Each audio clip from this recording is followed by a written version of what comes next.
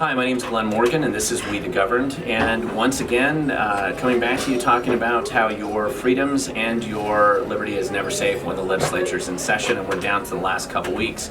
And with me today, it's my pleasure and my honor to actually be talking to Melissa Denny, who's head of the Washington State Firearms Coalition. And let's talk about what the legislature is still up to today and what you did and earlier a few weeks ago in helping inform our elected officials about what's going on. So the thing that I think right now is the most aggressive, the most egregious thing that's happening is this Center for Gun Violence and the studies that they want to do. As I was looking for information and statistics so that I could testify on the panels, when they had the open panels, I had come across all these studies that have been done at the federal level. The CDC, the DOJ, the FBI, a whole bunch of independents. There's all these numbers out there. This information is at your fingertips. So in that process, I discovered there was a study done by Washington State, and it was only 13 months ago. So this is what I discovered. Now what I like here is that this is actually something that taxpayers have paid for already. And this was a $50,000 study. Taxpayers of Washington State already paid for this. They already did this study. And right now, Senate Bill 6288 has been proposed in the legislature to basically, as far as I can tell, it looks like it's just to hire a bunch of Bloomberg acolytes who are already anti-gunners. This time, Bloomberg's getting tired of paying them on the outside to come and take our freedoms and rights away. So they're trying to convince the legislature to instead hire them and have taxpayers support them. And yet, just a couple years, just till 2018, end of 2018, Washington State already did the study, and they didn't give the study to the legislators. No, when I asked about it, no one knew it was out there. Right. So we paid for it. The legislators had no idea this was already done. And so what Melissa did is actually made copies of this $50,000 study, and you went and handed it out to all the legislators. I made 100. I made 100 copies. I delivered 100 copies. Okay. These cost $37 a piece, and I handed out 100 of them. And lift it up to show people how substantial this really is. Big. And look at this, you got all the nice little tabs here to make it super easy so that they can definitely find the critical information in here. And this wasn't done by the NRA, this is done by Washington State taxpayers. Look like it's the University of Washington, State Patrol, other experts, even including the Attorney General's office. And why don't you tell the viewers here today what the AG said once he actually got this report. Oh, so there is on the inside cover, and we're gonna post this where you guys will be able to get to it. There's a list of all of the different work group members that they empowered to do this study, and it is a range of people. I think the important thing is that it is such a diverse group, and it is such a high performing group. So you have everything from Violent Crime Victim Services to UW to Bellevue College to Pasco Police Department, and so it's a really Frontier Behavioral Health. I mean, it's a really well-rounded group of people that are experts in this field. If there's a center to study these things, they won't have this kind of diversity.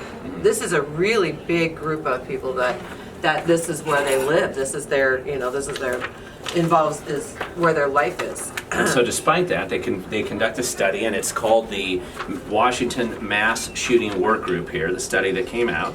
And despite the fact that your taxpayers paid for it and Attorney General Bob Ferguson endorsed it, he wasn't too happy with their results, was he? No, and it is so shocking to me because it says, despite my request that they do so, a majority of the work group declined to support inclusion of a recommendation that Washington law be changed to limit the sale, manufacture, and transfer of ammunition magazines that hold over 10 rounds. He asked them directly, find something to support taking away the ammunition, the number of bullets in the magazine.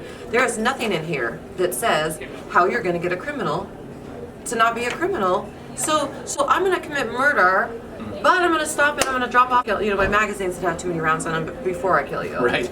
I don't understand where this is even relative. And the other thing that's significant about this is that our Attorney General, in conducting a study paid for by taxpayers, clearly provided direction to them on the outcome that he wanted the study to have. Not in actually looking at the information and coming to their own conclusion, but that these people do what he wanted them to come to the conclusion that he wanted them to have.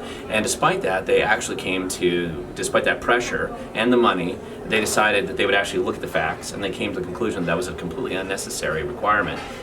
And he obviously was quite upset about that. Yes. And so he created his own minority report because he didn't like what the facts showed him. He didn't like what the study showed. He didn't like the information of what the CDC and all these other studies that have come out showed. So therefore, he was pushing this legislation that we saw in the session earlier to ban higher capacity magazines just because he wanted them, not because there's any facts or studies.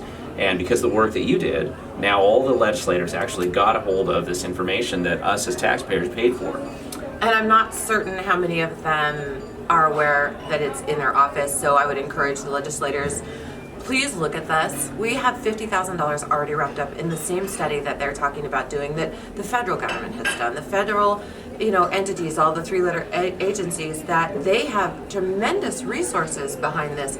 What this told us is that as a national average, we actually have a higher percentage of suicide than the national average. So the national average is around 2/3 of all gun violence is suicide. In Washington State, it's 78% And so suicide. And the interesting thing about that is in Washington State, under the Inslee administration, they've basically done everything they can to damage the mental health system in this state, making sure that Western states have been decertified.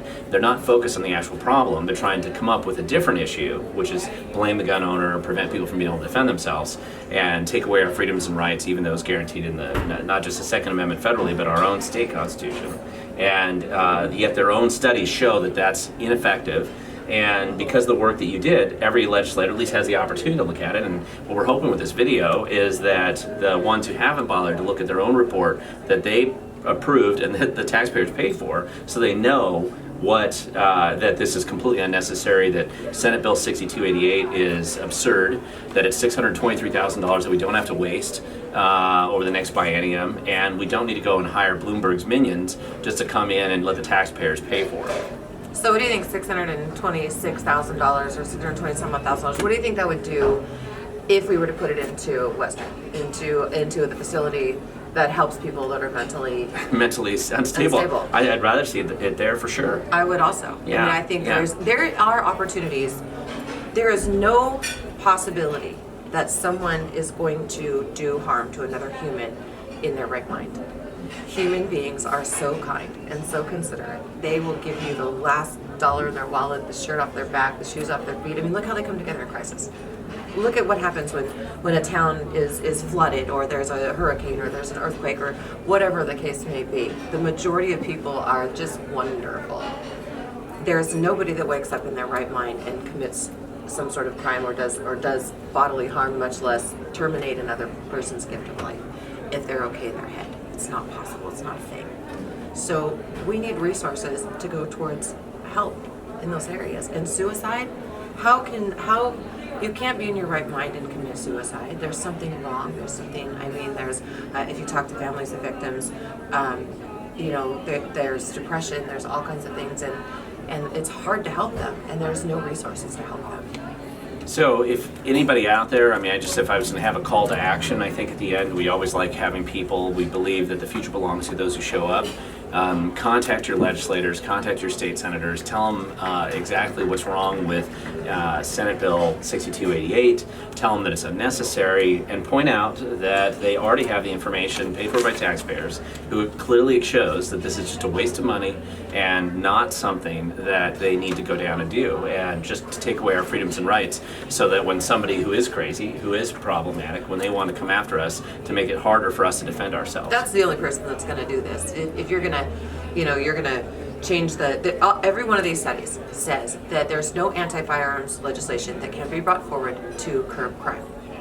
That is the summation of every agency. There is no there is no anti-firearms legislation, no law that will curb criminal behavior. It's not a thing. I would hope that as a state that's so, that's got so much technology and is so upper echelon in we could come up with something a little bit more current and actually helpful. Certainly better than what the Senate and the House is proposing now. So yes, no, this is just an awful mess. With this, Melissa, I just want to say thank you so much for the work that you've done for firearm owners in Washington State, and just encourage everybody to join the Washington Firearms Coalition. You guys have a website. You want to tell us what your website is and how to contact you? We're at wa2a.org. It's still getting finished up, so be a little patient. Gosh, we've got so many things going on at once, and we're just little, so we don't have a big budget for administrators and web design people, so we've just got some great volunteers doing some really good work. And the important thing about this, you guys, is that we all need to come together and we need to have our voices heard. And I would encourage people, you know who this is going to affect? This is going to affect young black men and young brown men the most. This is going to affect people that have had maybe a hard time coming up.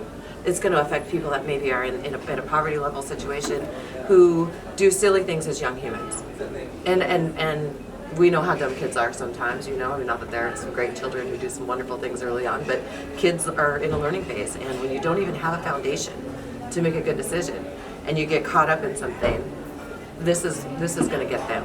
This is what's going to hurt them.